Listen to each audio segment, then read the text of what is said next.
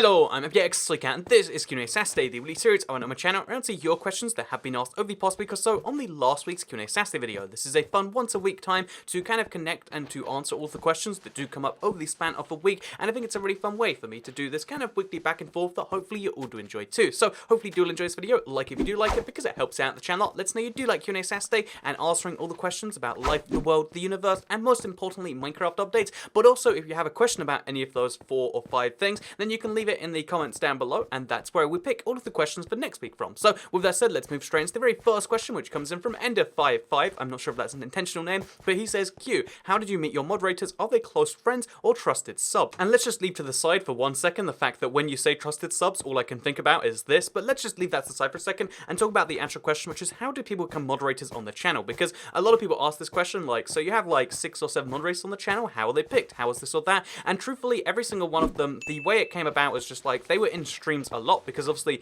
moderators are mostly for live streams to help deal with the comments, to make sure that any toxic ones or ones that break rules are removed. So obviously I figured, well, people who are in the streams a lot and who seem to be, you know, like friendly and helpful and stuff like that, you know, I'd ask them like, hey, do you want to help out? Because the truth is, a lot of people ask me like, hey, can I be a moderator? And that makes me really uncomfortable, because maybe they are people who just, you know, really want to help out in some way, but most people who ask to be a moderator, like, it's the #1 rule of becoming like a mod is never to ask for something like that, because it tells me that you don't want to do it because you want to, you know, help out and put in the effort or whatever, that you want to do it because you want to have like a status or whatever comes from it, you want to have that blue wrench, and to me that makes me just deeply uncomfortable. So yeah, the way I met all the moderators is they were in the streams a lot. We'd maybe talk in the streams like, oh yeah, well, they were asking fun questions back and forth, and then whenever I needed a new moderator for the channel, I'd be like, oh yeah, well this person shows up all the time, because again, to be, you know, a moderator, you need to both be like friendly, because, you know, you need to be like good with people, you also need to be in the streams a bunch, and then you also need to be willing to do it. So that's how I met the moderators. I would consider them all pretty good people that you could probably trust yourself if you're ever in streams, and yeah, I appreciate what they do a lot when it comes to streams. So yeah, that's the answer to your question, Mr. Ender55. But let's move into the next one, which comes in from the last night,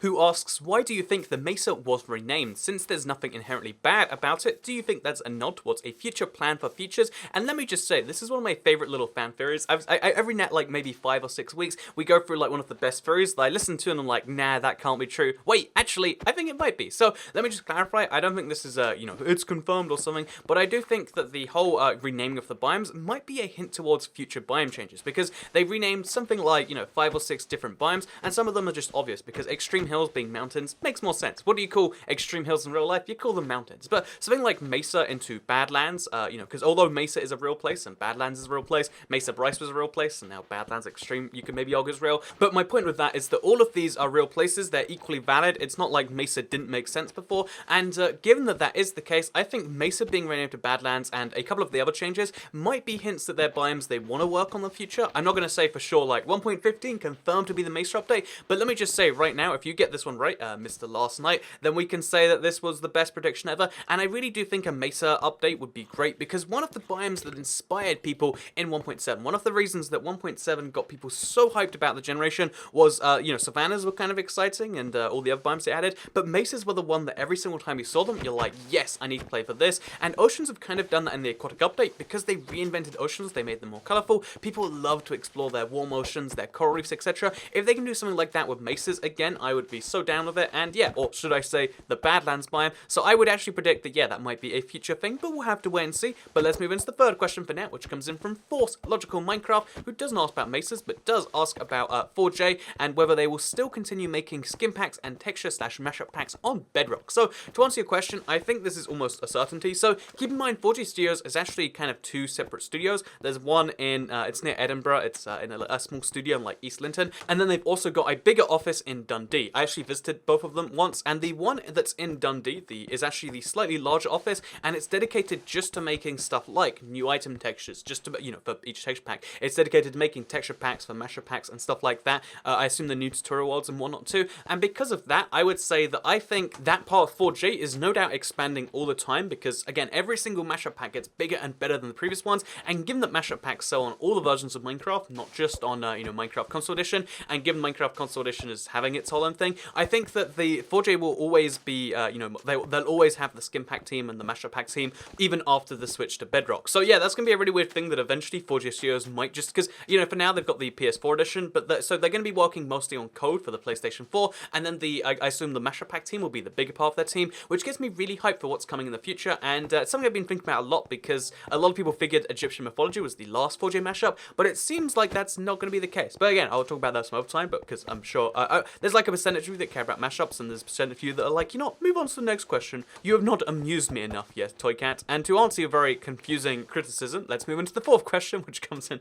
from DragoBot, who says the main reason I don't play Bedrock is the sliding GUI. It just feels weird and uncomfortable. And first of all, missed the point of Q&A Saturday, but no, I actually get, you know, like there's always questions like this one where it's like, oh, well, this is my thoughts on this, and I wanted to respond directly to your thoughts here, DragoBot, because although the Bedrock sliding GUI, I think it's a tiny bit uncomfortable when you first start using it, I will say something I've always hated about Minecraft on everything but the Java edition, and even there's a slight thing. When you open the menus, whether it's your crafting menu, your inventory, even pressing start, there's a delay. It's maybe like half a second, and you don't notice it at first, but as soon as you notice it, it starts to drive you crazy, because you press the button, the game freezes, and then half a second later, the menu comes up, and that, I hate that beyond belief, whereas I actually like the Bedrock system, because instead of just purely freezing, there's like an animation happening, so it's coming from somewhere. So yeah, personally, I actually prefer it, and if you've never seen this, I'm sorry, I think I might be ruining Minecraft in all versions for you, but like, when you next press the inventory button on Minecraft Console Edition, see the pause there, and the pause used to exist in Bedrock too. It's really, really, again, to me, it's frustration driving, crazy, etc., because Minecraft is such a well-running game. Minecraft Console Edition runs at a flawless 60 FPS,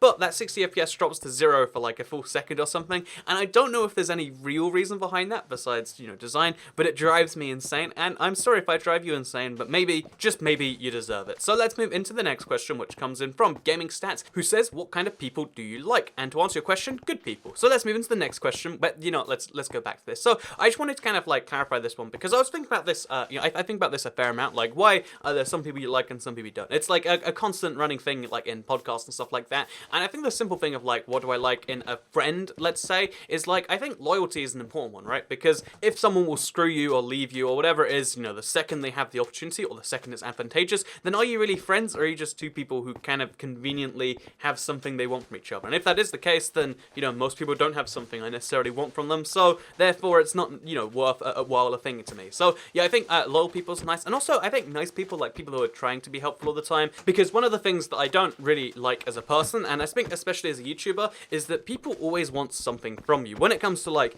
again, you know how earlier I mentioned how some people are just like, hey Toy Cat, I want to be a mod. What they're really saying is like, I want to have some form of status from you. Or some people are like, hey, you should shout out people, meaning I want to have this from you. Or like, you should play with smaller YouTubers, meaning like, I want you to do this for me. I don't like the system where people just, you know, want things from you and that's all you are, and in a way it drives me insane, and like yeah, I really can't deal with that at all. And because that happens especially with YouTube, like there's hundreds of thousands of people, a lot of them, you know, like most people are really good subscribers. A lot of people that are like, you know, now that I've watched your videos, now you owe me something, you gotta do this and you gotta do that, and obviously with so many people like expecting that, it drives me just a little bit crazy, I think, or a very bit crazy, I think. So yeah, I like people who are loyal in general, and I like people who are nice, and I really dislike people who, again, will leave you the moment they first can, or they just want something from you. Like, if someone wants you for something, then they probably don't like you, they just like the something. That's my take on things, at least. But let's move into the next question, which comes in from Locklan Niven, who says, what are you looking forward to at E3, and what did you have for lunch? So he's named getting ready for E3, so this is probably going to be a disappointing response to you, but honestly, there is two press conferences I'm going to watch. First of all, there is the Microsoft one, because obviously we know something's going down there. It might be the tiniest Minecraft announcement, it might be a big Minecraft announcement. There was leaks saying it was going to be, you know, a full, you know, the full update reveal. I don't think that is the case. I think we had a Minecraft developer kind of say, I don't think that's accurate, which makes me think it's not going to be kind of accurate. So given that we probably aren't going to be seeing necessarily an update, I think we will see something cool. Every E3 for the last few years, they've shown us something good to do with Minecraft, and maybe it's just like, oh, here's the aquatic update you already knew about, but I'm hoping it's something more potentially. So yeah, I'm excited for E3. We've had a lot of good Minecraft E3s in a row, and I'm also excited for Fallout 76, because I doubt it's going to be a good game. They're trying to make it multiplayer because they want to have like that service revenue model, and Fallout is not a multiplayer game at heart, but I'm going to look, you know, I'm going to look at it anyway. I'm going to see if it looks interesting, and I'm probably going to hate it, but you know, that's what E3 is all about, right? Like hating things and then subtly liking them. And yeah, but honestly, the Xbox and the Bethesda conferences are the one I'm going to watch live. Everything else, I'm going to watch a kind of summary of afterwards, because something about E3 drives me crazy that like, oh yeah, everyone's waiting for this show to go down, and then most of the show is stuff you don't care about. It's like, oh yeah, we're going to drive you through all the garbage because we know you're only here for that one thing. So yeah, I'm not going to watch all the promises. I'm going to watch like the highlights later because I can't deal with like,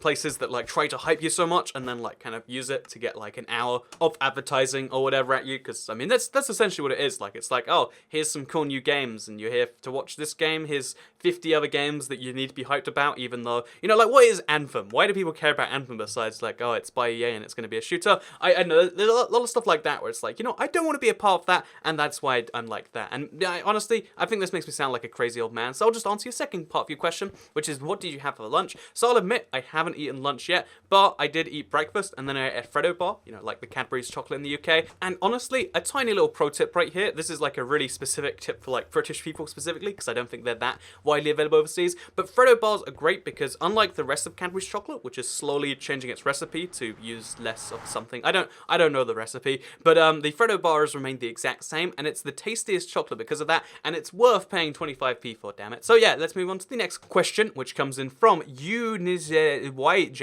with square brackets around it, who says, honestly, there's only one thing preventing me from switching over to playing Bedrock: the community, or more specifically servers. There's just something off about the Bedrock servers. They all seem so repetitive and simple-minded. There isn't too much of an issue, but what drives me insane is that the never-ending ads are in my face. Seriously, I can't go 2 minutes on any server without seeing some pet or VIP ad. If these servers cared about us more like players and not like consumers, then I might switch over. So a few key things here. First of all is the fact that I do agree with that. A lot of servers do fill off. And second of all, I know you're only talking about the partnered servers that are on Minecraft Bedrock, and I think a lot of people are in the exact same boat as you. So bear in mind that Minecraft Bedrock servers, even the ones that are built into Xbox, they're going to be built on Switch, they're built into your phones, they're built into every device, they're always there. The player numbers are going down and down over time. In the most popular server used to have close to 10,000 players. If you're looking at it right now, it's got somewhere more like 3 or 4 or 5,000 players. The numbers are dropping over time, and I think this is a sign that people just don't like these servers as much as they like Java servers, where people would be hyped about every new game mode, and there's a Hypixel which has like 30,000 people at once or something like that.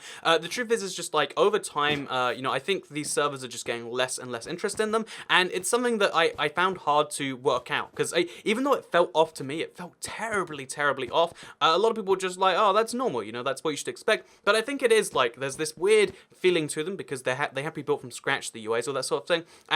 The advertising, it's like you say, you're getting an inferior service because they're all kind of running in their own weird ways, their own weird bugs, but they're always advertising to you. And I think the big problem with this is like kind of too big to easily address in one easy point, but I figured I'd try and mention what the issue is, because then you can understand why it's such a big deal and why all the servers seem to be dropping. So the first issue is the fact that, again, Minecraft Bedrock doesn't really have great server support. It has hooks for which servers can kind of support themselves, but they've kind of been building their own server code. There's no official server client, there's no official server tools being developed by some third party. They're all just kind of developing, hiring their own guys to, make this sort of thing. And as far as I know, most servers are making a loss. Even Lifeboat, the biggest server, they've said before that they're making a loss, or they're making no profit at least.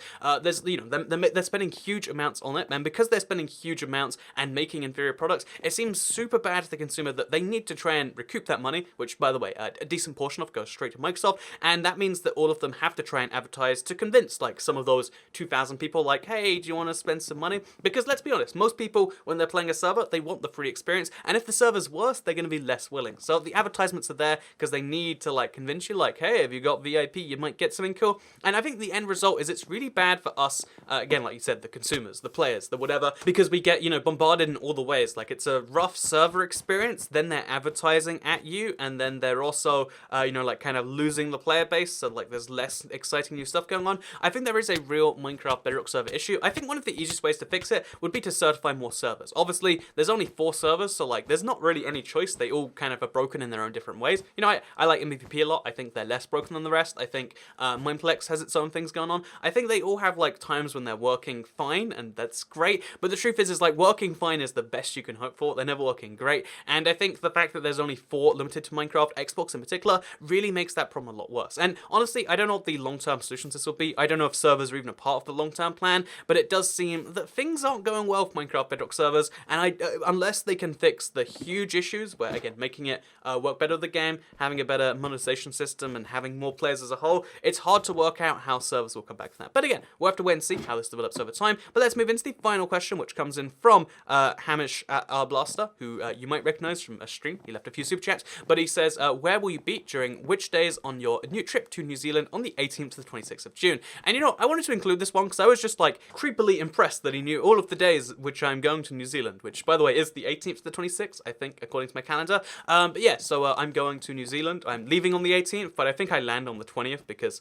time zones are crazy, going 13 hours forwards. But yeah, so where will I be during those times? I wanted to actually mention this because I know a lot of you are from New Zealand, or you might just care about New Zealand, and given that it is like a big thing in my life at least, let me talk about New Zealand and what's going on there. So I'm actually flying into Auckland, which is the largest city on the entire island. I think it has more population than the entire like South Island of New Zealand combined, so big city. Want to spend a couple of days there, like, because I like cities, and I'm just kind of curious, like, flying to the literal other side of the earth, might as well see what their, like, you know, biggest city is, so that's a thing I'll be checking out. Then after a couple of days, one of the things I want to do is I want to go to, you know, skiing, because it's winter in the southern hemisphere. It's like the peak of their winter, so you can actually ski in New Zealand during that time, and I miss skiing because it's the summer here, and I figure, you know, why don't we go, you know, use this as an opportunity to do like a day of skiing or something. So there's a mountain called like Wakapapa, and it seems weird that I'm doing it this way, but I swear it was pretty cheap because there's budget airlines around. I was like, okay, we're gonna take a flight southbound from Auckland to the South Island, spend a few hours there, take a flight northbound, spend a few hours to a day there, and then take some form of, I don't even know what it is yet. I honestly haven't booked this yet, even though it's in a week. I should probably do that, but then take maybe a bus or something to get that last little hop done to get into the mountain, which is where the skiing is done. So yeah, that is what my time in New Zealand roughly looks like. I know it's a super indirect way to get that tiny distance from the Auckland to the mountain done, but it's going to be a fun way, and it's a surprisingly cheap way. So yeah, that's what I'm doing in New Zealand. I'm looking forward to it a bunch, and I'll be going on the 18th to the 26th, as you apparently know, which made me a little bit uncomfortable, but I guess, you know, good job regardless. So yeah, with that said, that has been Q&A Saturday. I hope you did all enjoy it. I'm going to go out to some form of a barbecue now, because even though it's like really not a sunny day, it is the sunny part of the year here in the UK, because I'm in the Northern Hemisphere alongside 90% of you watching. I don't know how I feel about barbecues, so I guess I'll let you know when I next live stream, which will probably be pretty soon actually, because we had a really successful live stream on Thursday, and I had a lot of fun with it. We had like a huge donation train. You know, it made me feel good in every aspect of it, so thank you to everyone who's been watching the live streams and will watch me in my next one, where we'll talk about the most exciting thing in the world, barbecues. So with that said, hope you all enjoyed the video, and I'll see you all next time. Goodbye.